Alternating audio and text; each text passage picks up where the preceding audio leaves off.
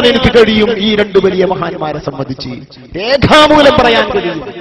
ആശ്ചര്യപ്പെടുന്ന അനുഭവങ്ങൾ ഒന്ന് ഞാൻ പറയട്ടെ. അത് അവരുടെ മഹത്വം പറഞ്ഞുകൊണ്ട് പറയുകയല്ല, അള്ളാഹുവിന്റെ റസൂലിനോട് സങ്കടം പറഞ്ഞതിന് ഉദാഹരണം പറയുകയാണ്. അദ്ദേഹം പറയുന്നു, ഉള്ളാൾ തങ്ങൾ പാപ്പാന്റെ അടുത്ത് തങ്ങൾ പാപ്പ പറഞ്ഞു, ഓപ്പറേഷൻ ഡോക്ടർ പറഞ്ഞെങ്കിൽ ഓപ്പറേഷൻ ചെയ്താൽ നീ മരിച്ചു പോകടാ, ഓപ്പറേഷൻ ചെയ്യണ്ടാറുണ്ട്. എ പി ഉസ്താദ് പറഞ്ഞു ഓപ്പറേഷൻ ചെയ്യണ്ട.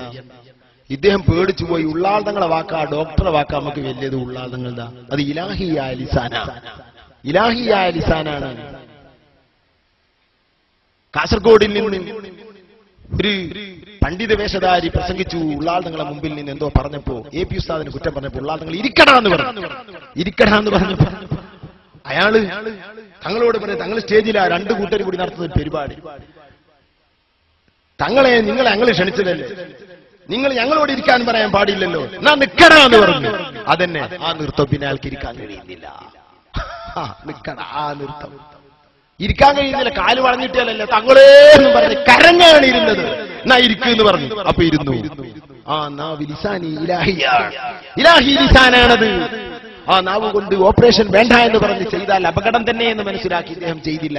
ഇത് അനുഭവിച്ച സഹോദരനാണ് എന്നോട് പറയുന്നത്. ഒരു പണ്ഡിതനും കൂടെയാണ്, ഒരു മദ്രസ മുഅല്ലിം. അദ്ദേഹം എന്റെ റൂമിൽ നിന്ന് എന്നോട് പറഞ്ഞ കഥയാണ്. അദ്ദേഹം പറയുന്നു, ഞാൻ എന്റെ വീട്ടിൽ ഉള്ളാൾ തുപ്പാപ മന്ത്രിച്ച വെള്ളം, ആ വെള്ളം കുടിച്ചുകൊണ്ട് 2-2.5 മാസം കഴിഞ്ഞുകൂടി. വേദനയ്ക്ക് സമാധാനം വന്നു. ആദ്യത്തെ വേദനയൊന്നുമില്ല, ചെറിയൊരു പ്രയാസം, പിന്നെ അതും നിന്നു, റാഹത്ത് പോലെ തോന്നുന്നു. ഞാൻ 2.5 മാസം കഴിഞ്ഞ് ഈ റിപ്പോർട്ടുകളുമായി ഡോക്ടറെ സമീപിച്ചു. ഡോക്ടർ പറഞ്ഞു ഒന്നുകൂടെ സ്കാൻ ചെയ്യണം. സ്കാൻ ചെയ്ത് ആ 2 സ്കാനും ഇന്ന് അയാളുടെ കയ്യിലുണ്ട്, സ്കാൻ റിപ്പോർട്ടുകളും. സഹോദരന്മാരെ, ആ സ്കാനിങ്ങുകളിൽ കിട്ടിയ 2 റിപ്പോർട്ടും അയാളുടെ കയ്യിൽ ഇന്നുണ്ട്. രണ്ടാമത്തതിൽ അദ്ദേഹത്തിന്റെ ഇരങ്കുടലിന് ക്യാൻസർ ഇല്ല. അതാ കുടലിന്റെ ഉള്ളിൽ ചെറിയൊരു ഉണര് പൊട്ടിയ പോലെ ഒരു ചെറിയ മുറിവ് മാത്രമേ ഉള്ളൂ. നിങ്ങളുടെ കുടലിന് ക്യാൻസർ ഇല്ല. ആദ്യം ക്യാൻസർ വിധി പറഞ്ഞ അതാ ബേബിയില് ഉയർന്ന ഡോക്ടർ തന്നെയാണ് പറയുന്നത്, നിങ്ങൾ എന്ത് ചികിത്സയാണ് ചെയ്തത്?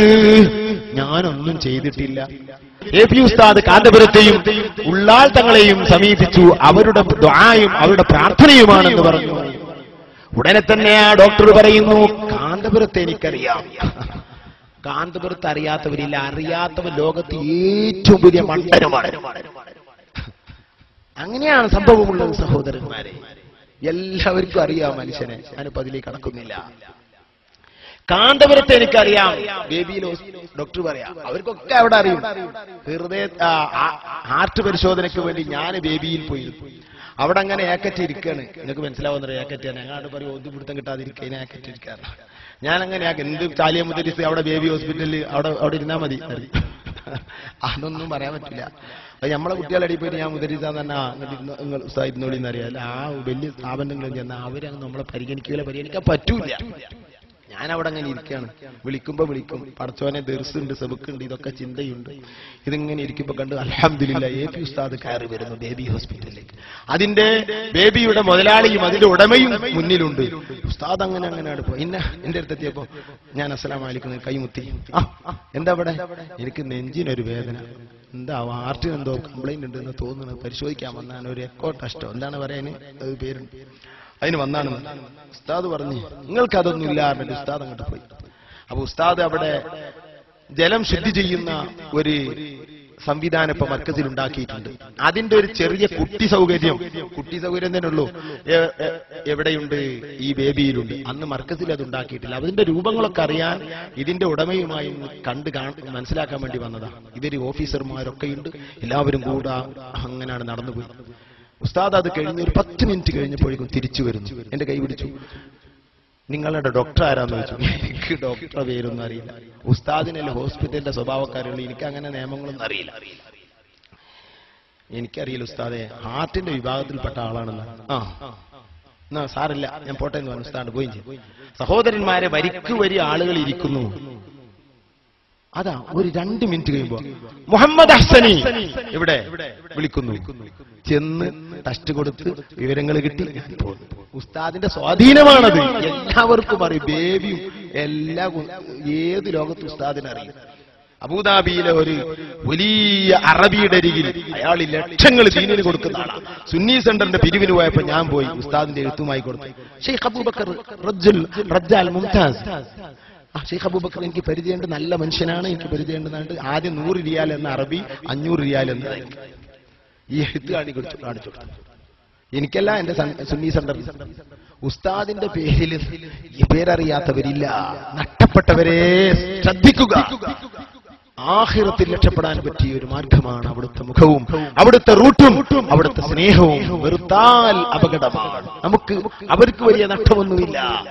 കാന്തപുരത്ത് എനിക്ക് പരിചയമുണ്ട്. ഉള്ളാൾ തങ്ങൾ എന്ന് പറഞ്ഞ ആളെ എനിക്കറിയില്ല. ഈ ഡോക്ടർ പറയുന്നു, അദ്ദേഹത്തിന്റെ അഡ്രസ് ഒന്ന് തരുമോ?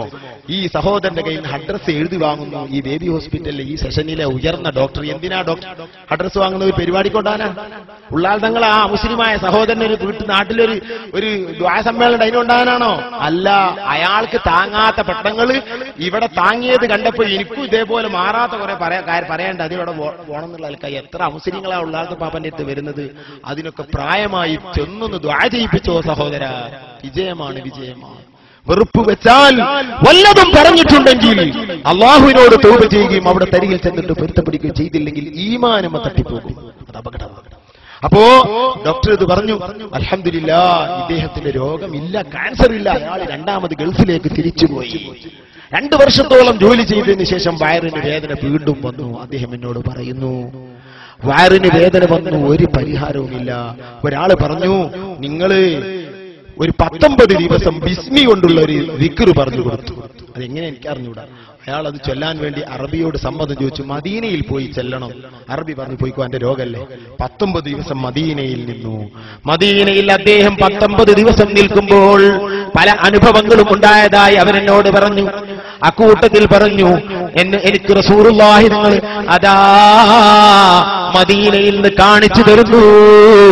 മർക്കസ് സഖാഫത്ത് സുന്നിയ എന്ന കോളേജ്, അതിൽ സ്വഹീഹുൽ ബുഖാരി.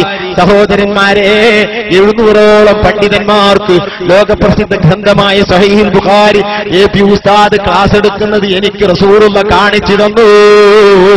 എന്നിട്ട് പറയുന്നു, നീ അവിടെ പോയിട്ട് ദുആ ചെയ്യിപ്പിക്കുക. അദ്ദേഹം എന്നിട്ട് വന്നതാ നാട്ടിൽ. എന്നിട്ട് ആ സഹീഹുൽ ബുഖാരിയുടെ ക്ലാസ്സിൽ പോയി ദുആ ചെയ്യിപ്പിച്ചിട്ട് ചാലിയത്ത് വന്ന് അദ്ദേഹം ഞങ്ങളുടെ സദസ്സിൽ നിന്ന് ദുആ ചെയ്യിപ്പിച്ചു.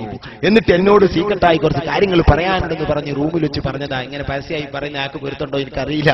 അയാളെ പേര് ഇപ്പൊ വിടാൻ പറയില്ല. വേണമെങ്കിൽ ഞാൻ അയാളെ എടുത്തുകളെ കൊണ്ടയാക്കി തന്നെ സംശയമുള്ളവർ. അല്ലാഹുവിന്റെ റസൂലിനോട് സങ്കടം പറയുന്നവർക്ക് പരിഹാരമുണ്ടെന്നാണ് ഞാൻ പറഞ്ഞത്. നബി തങ്ങൾ പരിഹാരമുള്ളവരിലേക്ക് എത്തിച്ചു തരും. എത്ര സംഭവങ്ങൾ, എത്രയോ സംഭവങ്ങൾ അങ്ങനെയുണ്ട്.